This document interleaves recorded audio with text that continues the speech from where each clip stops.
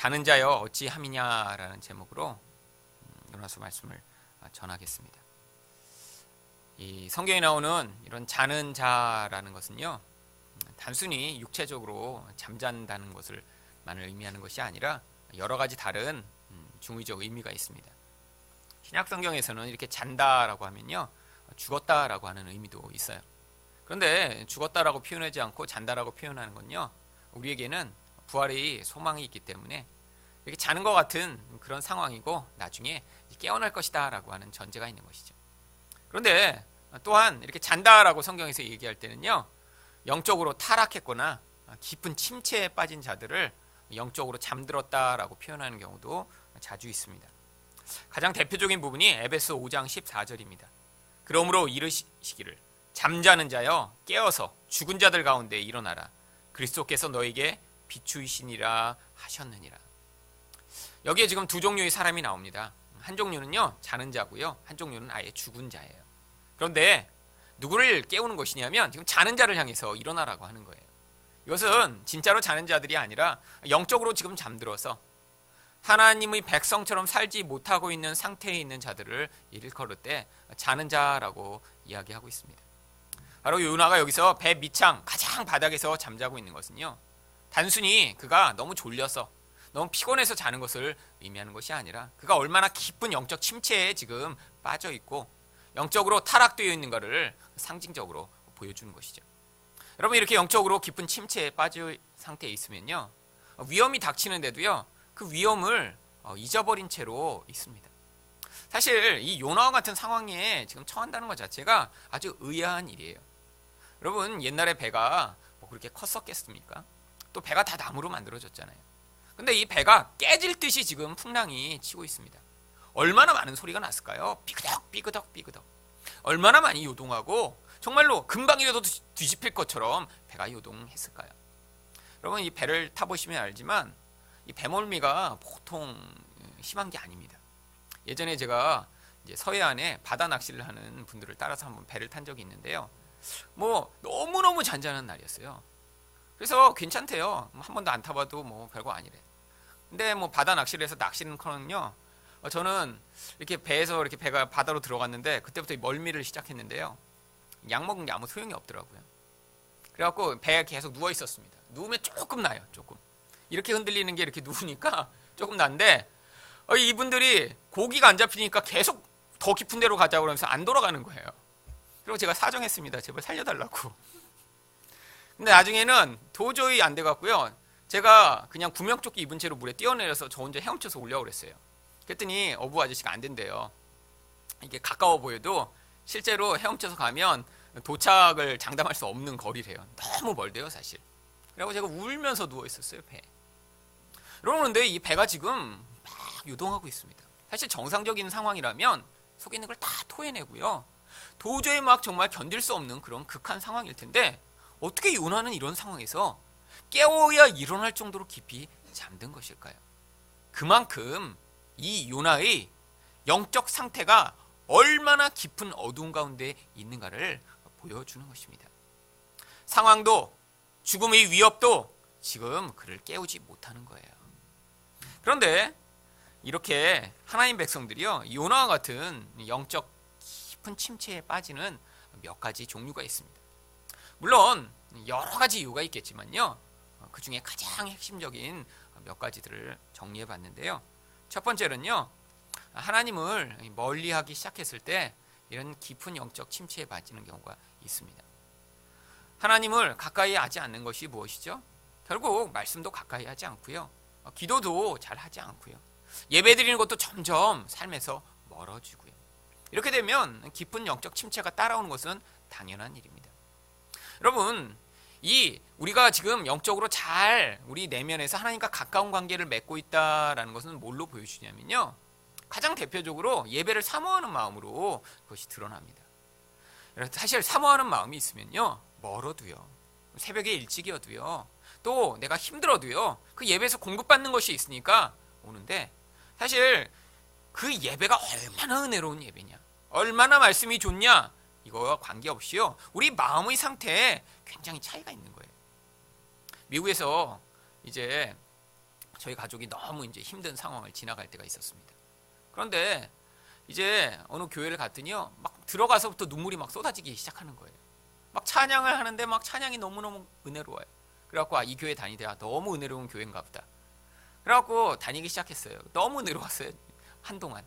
근데 이제 나중에 그런 아주 심각한 어려운 시기가 조금 지나고 났더니, 아니 그때는 그렇게 은혜롭던 찬양 또 다시 계속 했거든요. 그런데 전혀 은혜가 안 되는 거예요. 또 목사님 말씀도 들을만 했는데, 아니 이건 도대체 못 듣겠는 거예요. 목사님이 달라지거나 이 앞에서 찬양하는 분들이 달라진 게 아니라 마음의 상태가 달라져서 그렇습니다. 하나님에 대한 열망이 있을 때 그때는 이런 예배가 사모되니까요, 그냥 누가 인도하던 어떤 상황이든 그냥 찬양을 부르는 것만으로도 감사하고요, 말씀을 들을 수 있는 것만으로도 기쁘죠. 성경을 그냥 읽기만 해도 눈물이 날 때가 있습니다. 그런데 지금 점점 말씀도 별로 싫어지고요, 기도하기도 싫고요, 예배 드리는 건 더 싫다. 지금 영적으로 점점 침체 가운데 빠지고 있는 것입니다. 하나님은요, 말씀에 생명을 담아 우리에게 공급하시길 원하십니다. 우리는 많이 착각해요. 내 삶에서 어떤 기적이 갑자기 벌어지고요, 신비한 일이 짠 벌어지고 나면 믿음이 성장할 것 같다고 생각합니다. 여러분, 그런데 하나님은요, 이런 놀라운 사건으로 우리 믿음을 성장시키지 않으세요. 여러분, 사도행전을 한번 읽어보세요. 기적이 일어납니다. 그런데 그게 예수를 열심히 믿는 자들이 삶에서 그런 기적이 일어나는 게 아니라 하나님으로부터 멀어진 사람들을 하나님께 돌아오게 만들기 위한 시작점에서 기적이 벌어져요. 사람들이 이거 웬 기적이야? 라고 모여들었을 때 거기에 복음을 선포합니다. 왜죠? 말씀 가운데 하나님의 생명이 담겨있기 때문이에요. 그래서 이 말씀을 생명의 말씀이라고 이야기하는 것입니다. 그런데 이런 말씀을 접하는 일, 하나님을 사모하는 일이 멀어지면요, 우리 영혼은 자연스럽게 침체를 겪게 되어 있습니다. 물론 이것만이 원인은 아니죠.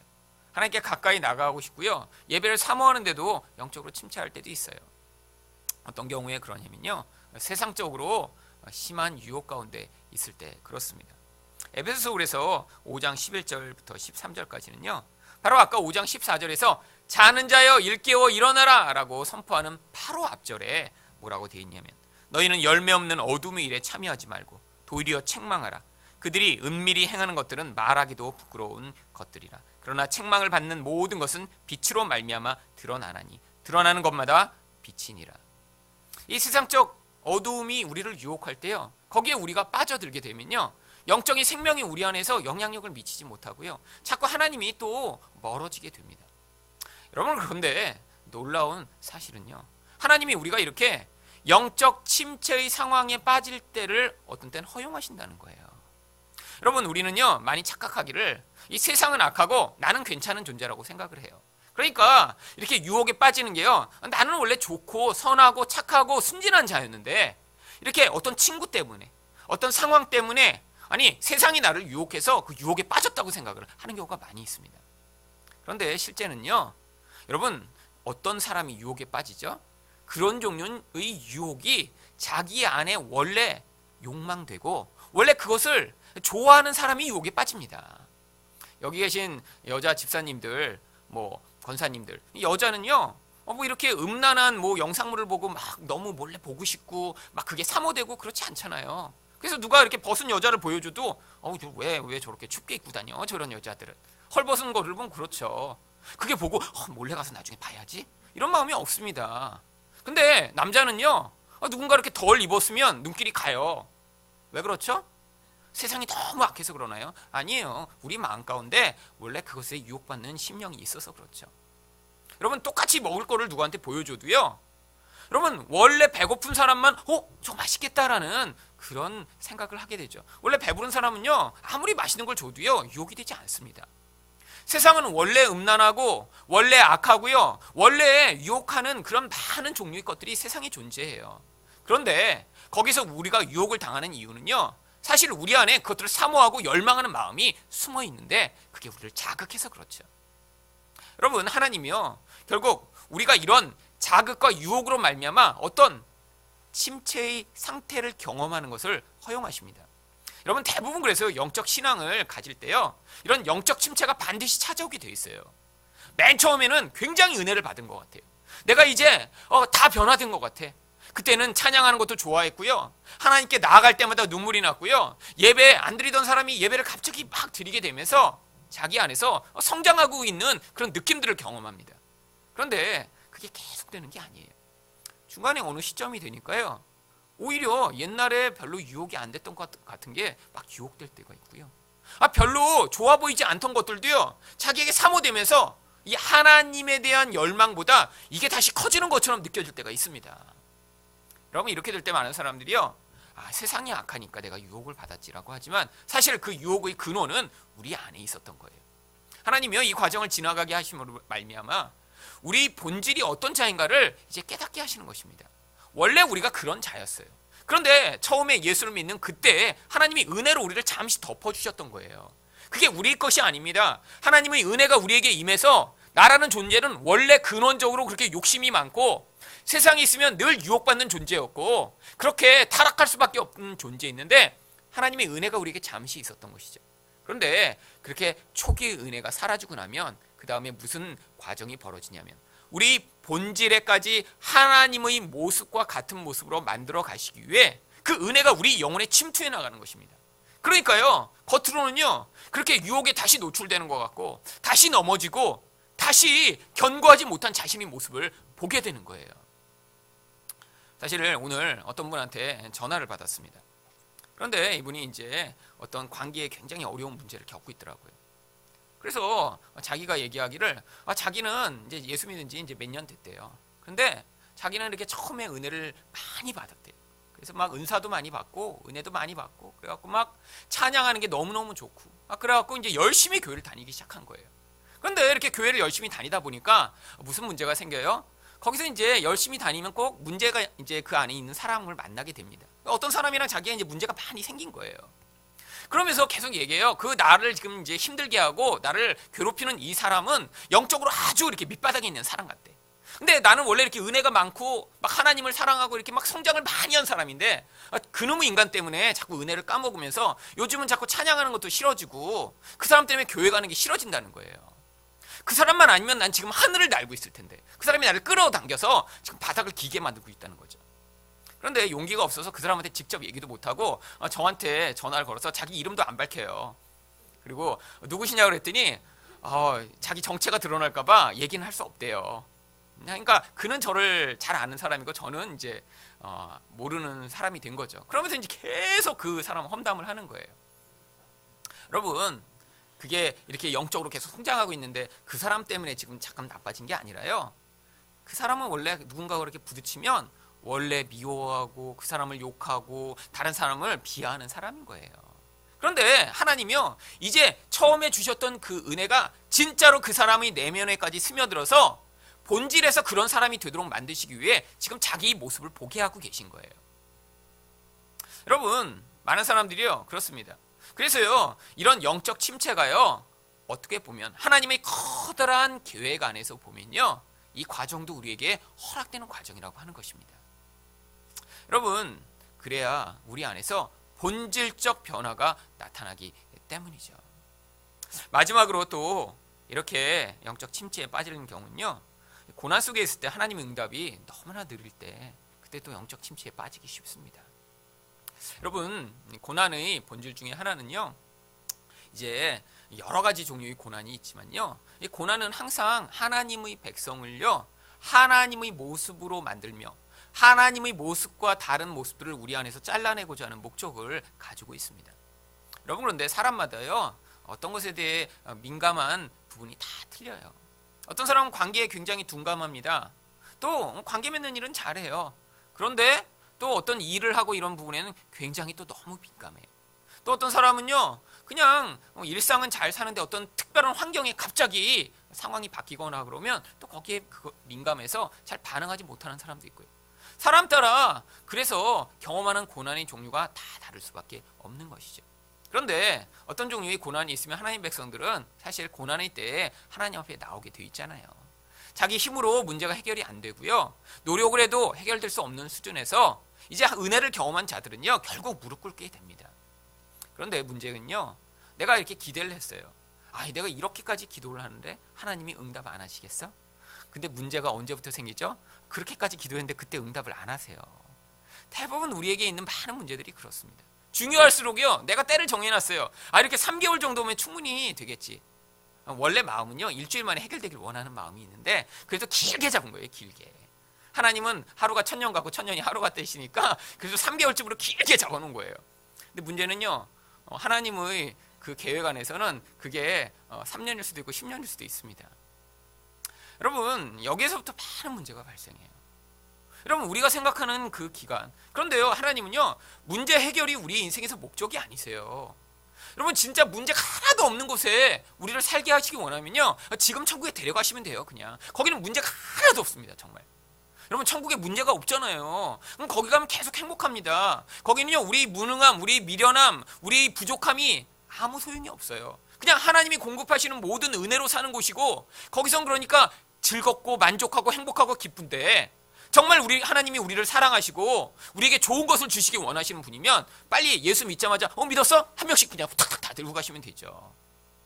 여러분, 그런데 하나님이요, 길게 여기를 살게 만드시는 목적이요, 이 과정을 통해서 우리 안에서 근원적인 변화를 이루시길 원하시는 것입니다. 여러분, 그래서요, 자꾸 이런 고난의 상황 가운데 테스트가 주어지는 거예요. 어떤 테스트요? 본질에까지 변했냐 안 변했냐를 보여주는 테스트예요.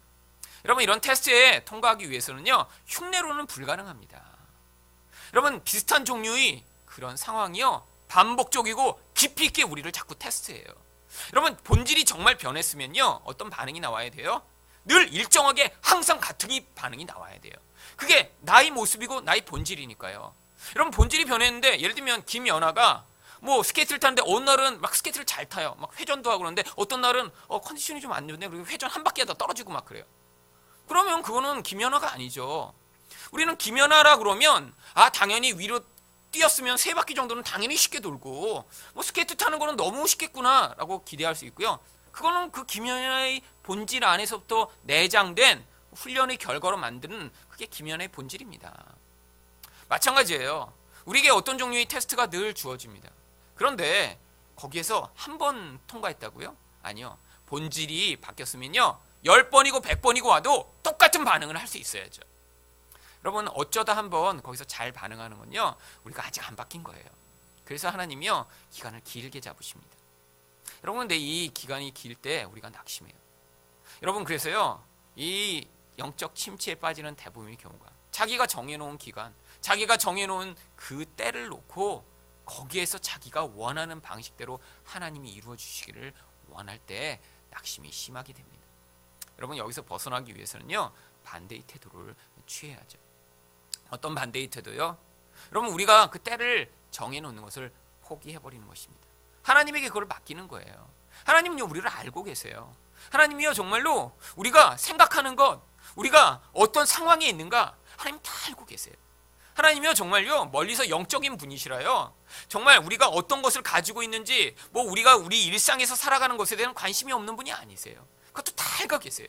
심지어 내 지갑에 돈이 얼마 있는지도 하나님 다 알고 계세요.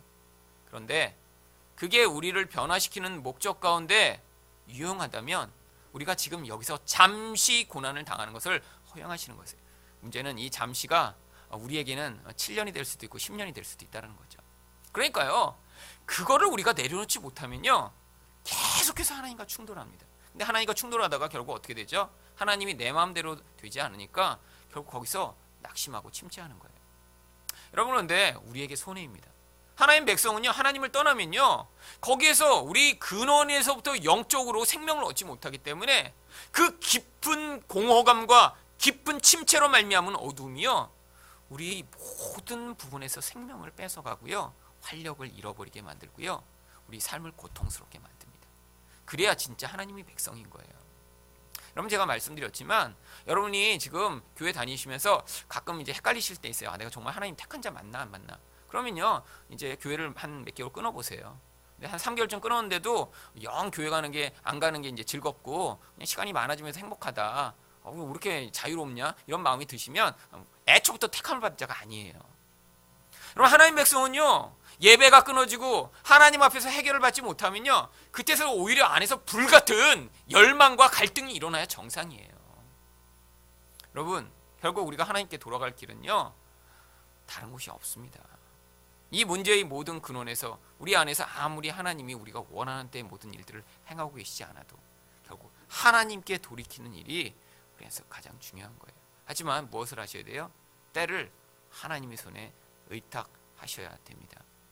여러분, 우리 인생에서 주어지는 영적 침체도요, 그래서 꼭 나쁜 것만은 아닙니다. 이 영적 침체를 통해서요, 하나님은요, 우리가 이제 하나님께 돌이키는 것이 어떤 것인가를 가르치시고요, 이것을 통해 우리 안에서 근원적으로 하나님의 생명이 아닌 다른 것들을 드러내시는 과정으로 사용하시기 때문이죠. 그런데 하나님이요, 이렇게 영적 침체 가운데 있는 자들을 깨우시는 몇 가지 방법들이 있습니다.